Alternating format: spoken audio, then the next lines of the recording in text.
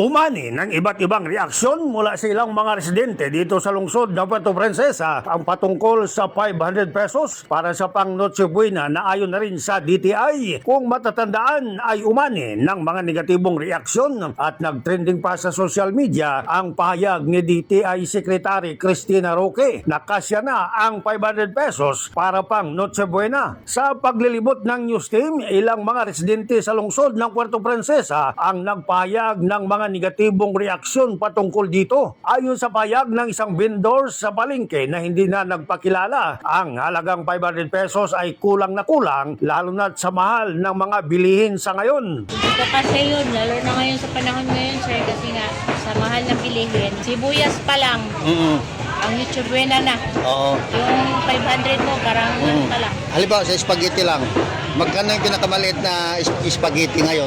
Yung isa pa? Pinakamaliit, ano na, yung may kasama ng sauce, ano na yun, 94. 24. Yes.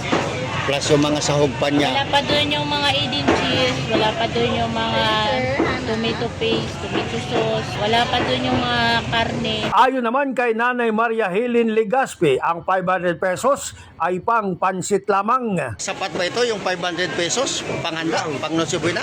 Pansit lang. Pansit lang? Oo. At saka isang kilong spaghetti. Yun lang. Yun lang. Kunting pamilya, okay. Okay, oo. Pero pag marami na pamilya.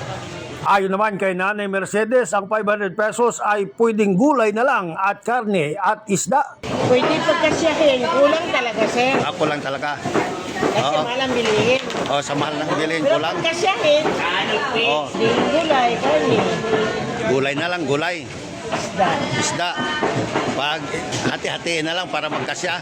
Kasyahin na lang. Ayon naman kay Jean Bonita, sinabi nito na sa kanila sa 6 na pamilya ay hindi talaga ito kakasya. Puro pag hindi Noche Buena, ordinaryong araw, bagoong, daing, Daing. ganun. Oo. Pero ang daing ngayon, grabe na ang kilo rin. Mahal na rin ang daing. Mahal na rin.